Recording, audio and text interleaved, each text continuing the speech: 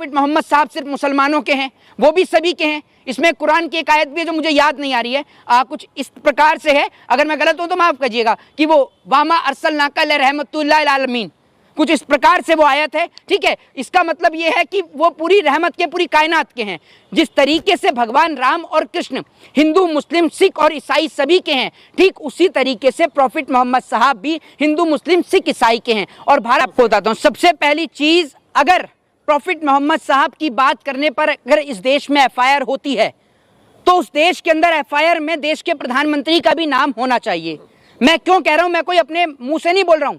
देश के प्रधानमंत्री देश को संबोधित करते हुए पैगंबर मोहम्मद साहब, प्रॉफिट मोहम्मद साहब का जिक्र करते हुए अपने मन की बात में कहते हैं कि ज्ञान ही अहंकार को हरा सकता है। प्रॉफिट मोहम्मद साहब का बात करते हुए उन्होंने पहले कहा कि पैगंबर मोहम्मद साहब कहते हैं कि ज्ञान ही अहंकार को हरा सकता है। तो अगर एक व्यक्ति जो प्रॉफिट मोहम्मद साहब का नाम लेता है, अगर उसके ऊपर एफआईआर दर्ज होती है, तो फिर तो प्रधानमंत्री के ऊपर तो डायरेक्ट जेल भेज देना चाहिए, क्योंकि प्रधानमंत्री तो डायरेक्ट वो बता रहे हैं कि पैगंबर मोहम्मद साहब क्या कह रहे हैं। दूसरी बात ये कि मैं हिंदू हूं और मैं अपने स्टेटस पे तमाम जगह पर और वो लिखता हूं कि I love Mahadev, I love जय माता दी। ठीक है, हम लोग लिखते हैं भाई अपने भगवानों का नाम लेके, हम लिखते हैं क्योंकि हम उनसे प्यार करते हैं। तो भारत एक डेमोक्रेटिक कंट्री है, एक लोकतांत्रिक देश है। यहाँ पर लोगों को जिस तरीके से एक हिंदू को आई लव महादेव कहने की आज़ादी है, ठीक उसी तरीके से मुस्लिम भाइयों को भी आई लव मोहम्मद कहने की आज़ादी है। और देश का प्रत्येक नागरिक तो कहता है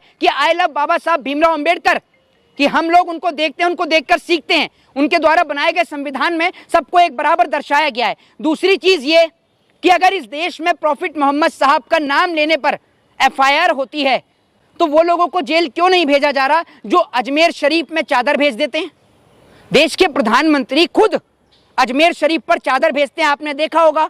उनके साथ में किरण रिजिजू और वो जमाल सिद्दीकी दोनों मौजूद होते हैं, जो प्रधानमंत्री के द्वारा भेजी गई चादर को वहां पर चढ़ाने का काम करते हैं। फिर जिस उत्तर प्रदेश की ये घटना है, उसी उत्तर प्रदेश के अंदर एक लुलु मॉल बना हुआ है, जिस लुलु मॉल का उद्घाटन करने के लिए स्वयं उत्तर प्रदेश के मुख्यमंत्री योगी आदित्यनाथ उर्फ अजय सिंह बिष्ट वहां पहुंचते हैं। जबकि उस लुलु मॉल का अगर मालिक देखा जाए तो मालिक का नाम है यूसुफ भाई। तो एक और, तो आपके राज्य में मुख्यमंत्री खुद मुसलमान के मॉल का उद्घाटन करने जा रहा है। और ये बात तो हिंदुओं को समझनी चाहिए कि हिंदुओं के कौन से मॉल का उद्घाटन उत्तर प्रदेश के मुख्यमंत्री योगी आदित्यनाथ ने किया है। तो उसका जवाब है एक भी नहीं। मेरे को तो नहीं दिखा आज तक कोई हिंदुओं के मॉल में पहुंचे हो। लेकिन मैं आपको बताता हूं, ये प्यार करते हैं पैसे वाले मुसलमानों से, ये प्यार करते हैं तमाम लोगों से। अब एक बात आप मुझे बताइए, इस बात को सुनकर कि प्रॉफिट मोहम्मद साहब का नाम लेने पर एक व्यक्ति के ऊपर एफआईआर दर्ज हो जाती है, इसको लेकर देश के तमाम मुसलमानों की भावनाएं आहत हुई। तो इससे सब मुसलमानों की भावनाएं आहत हुई ना। लेकिन शाहनवाज हुसैन वो भी मुसलमान है, ठीक है, मुख्तार अब्बास नकवी वो भी मुसलमान हैं जो कि भाजपा में हैं, लेकिन इनकी भावनाएं आहत नहीं हुई, क्योंकि ये लोगों को पता है कि भाजपा का प्रोपोगेंडा क्या है। आने वाले कुछ समय में बिहार का चुनाव है, आने वाले कुछ वक्त में बंगाल का भी चुनाव है, फिर उसके बाद असम का भी चुनाव है, उसके बाद में आपका मुंबई बीएमसी इलेक्शन का भी चुनाव है। तो बहुत सारे चुनाव हैं। अब चुनाव को मैनेज कैसे किया जाए, देश में इतने बड़े बड़े मुद्दे आके खड़े हो गए। एक और H1B वीजा का मुद्दा खड़ा हो गया, एक और ट्रंप के टैरिफ का मुद्दा खड़ा हो गया, दूसरी ओर मोदी जी की चाइना की यात्रा की बात खड़ी हो गई। तो इन सब बातों से ध्यान कैसे हटाया जाए, तो बात लेके आई गई बीच में मोहम्मद साहब की। जबकि आप भगवत गीता पढ़ेंगे, रामायण पढ़ेंगे या मुसलमान की कुरान या हदीस पढ़ेंगे, जब हम हिंदुओं की बात करते हैं तो वहां पर कहीं भी इस बात का जिक्र नहीं है कि भगवान श्री कृष्ण सिर्फ हिंदुओं के हैं, वो सभी के हैं। जिस तरीके से बाबा साहब का संविधान सभी का है, ठीक उसी तरीके से भगवान राम, भगवान कृष्ण जितने हिंदुओं के हैं उतने मुसलमानों के, सिखों के और ईसाई के भी हैं। ठीक उसी तरीके से अगर हम कुरान की और हदीस की बात करें तो उसमें भी यह बात कहीं नहीं लिखी हुई कि प्रॉफिट मोहम्मद साहब सिर्फ मुसलमानों के हैं, वो भी सभी के हैं। इसमें कुरान की एक आयत भी है जो मुझे याद नहीं आ रही है, कुछ इस प्रकार से है, अगर मैं गलत हूं तो माफ करिएगा, कि वो वामा अरसलनाका रहमतुल्लिल आलमीन, कुछ इस प्रकार से वो आयत है। ठीक है, इसका मतलब ये है कि वो पूरी रहमत के, पूरी कायनात के हैं। जिस तरीके से भगवान राम और कृष्ण हिंदू, मुस्लिम, सिख और ईसाई सभी के हैं, ठीक उसी तरीके से प्रॉफिट मोहम्मद साहब भी हिंदू, मुस्लिम, सिख, ईसाई के हैं। और भारत को तो कहा जाता है कि India is a democratic country, Bharat एक लोकतांत्रिक देश है और इस लोकतांत्रिक देश के अंदर सभी लोगों को अपने जाति, धर्म और मजहब को मानने की आज़ादी है। जिस प्रकार से वो तमाम लोग मुझे जो कमेंट बॉक्स में कहेंगे कि मैं मुसलमान हूं, मैं मुल्ला हूं और तमाम वर्ड्स मेरे पीछे लगाएंगे, मैं पूछना चाहता हूं कि प्रधानमंत्री विदेश में मस्जिदों का दौरा करने जाते हैं, विदेश की मस्जिदों को घूमते हैं, ठीक है, ख्वाजा गरीब नवाज की दरगाह पर चादर भेजते हैं, अपनी मन की बात में पैगंबर मोहम्मद साहब का जिक्र करते हैं, तो क्या आपने कभी उनके नाम के पीछे लगाया कि मोदी खान है, ये दामोदर मोदी खान लगाया आपने कभी?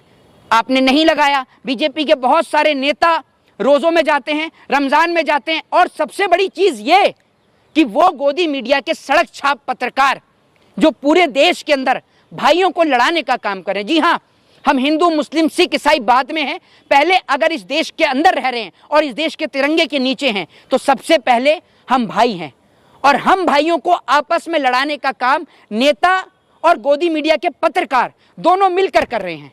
ये लोग चाहते हैं कि हम लोग आपस में लड़ते रहें और इनके बच्चे विदेश में मजाक करते रहें।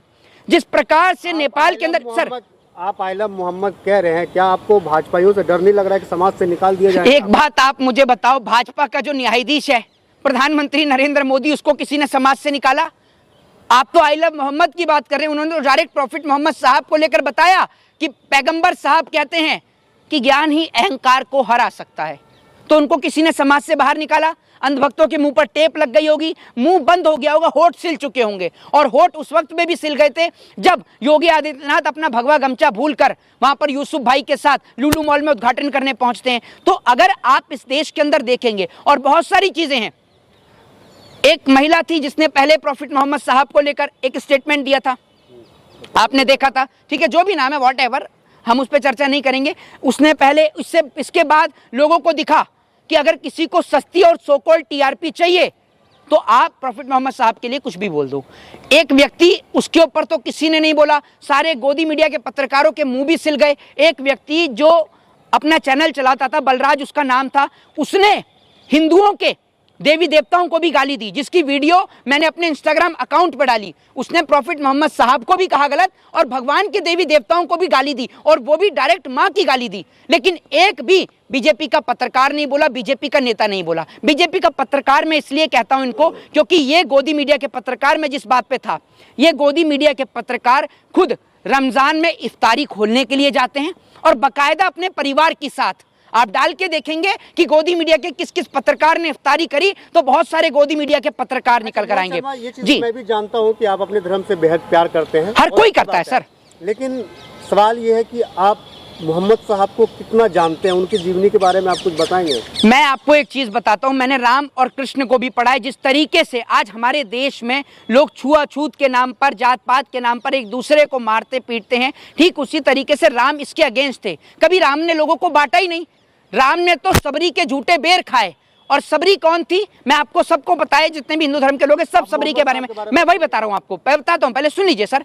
तो मैं आपको बताता हूँ, सबरी जो है वो बेर झूठे करके रख देती थी, कि इसलिए कि उसको पता था कि एक दिन जब राम यहाँ से गुजरेंगे तो वो उन बेरों को खा के देखती थी, जो मीठे बेर होते थे वो राम के लिए रखती थी। तो वो प्रभु श्री राम थे जिन्होंने कभी लोगों को नहीं बांटा।